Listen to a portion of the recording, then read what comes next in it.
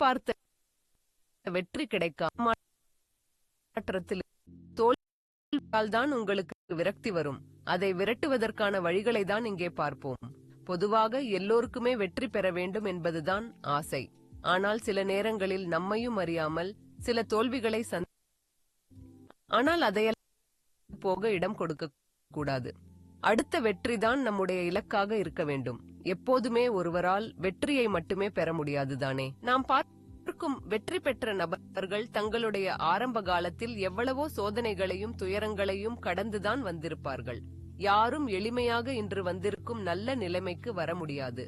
அந்த மாதிரி நீங்களும் விரைவில் வர வேண்டும் என்றால் இந்த சின்ன சின்ன தோல்விகள் சந்தித்துதான் ஆக வேண்டும்.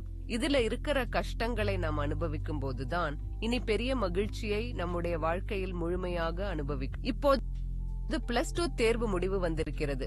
பலர் நீட் எக்ஸாம் தேர்வு எழுதியிருக்கிறார்கள். இன்னும் சில தினங்களில் தேர்வு வர இருக்கிறது. அது மட்டுமல்லாமல் பலர் கவர்மெண்ட் வேலைகளுக்காக வருடக்கணக்காக உழைத்துக் கொண்டிருக்கிறார்கள். அவர்களுக்கு தங்கள் எதிர்பார்த்த மார்க்குகள் சில நேரங்களில் தவறிப் போயிருக்கலாம். ஆனால் அது சரி செய்யக்கூடிய. இவ்வளவு நாட்கள் நாம் பட்ட கஷ்டம் எல்லாம் இந்த நொடி பொழுதில் போய்விட்டதே என்று வருத்தப்படுவதால் ஒன்றும் ஆகி விடப் போகாது. இன்னும் அதில் நாம் நிறைய கத்துக்க இருக்கு என்பதைத்தான் ஏற்றுக்கொள்ள வேண்டும். பலர் நினைக்கலாம், இதற்கே இத்தனை வருடங்கள் போகிவிட்டதே, இன்னும் வருடக்கணக்காக நாம் அதற்காக பாடுபட்டு கொண்டிருக்க முடியுமா என்று உங்களுடைய தன்னம்பிக்கையை விட்டு விடாதீர்கள். சிலர் எதையுமே அனுபவிக்காமல் கஷ்டப்படாமல் சில வெற்றிகளை அடைந்து விடுவார்கள்.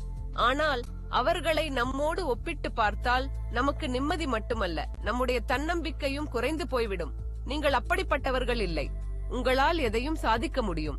நீங்கள் அதிர்ஷ்டத்தை நம்ப வேண்டாம்.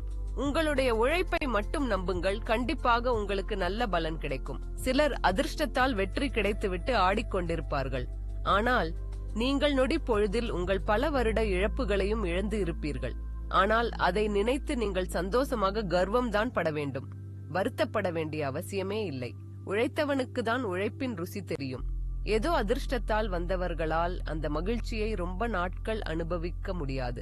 ஆனால் உங்களைப் போல கஷ்டப்பட்டு அந்த மகிழ்ச்சியை விரைவில் நீங்கள் பெற்ற பிறகு கிடைக்கும் ருசி வேற லெவலில் இருக்கும்.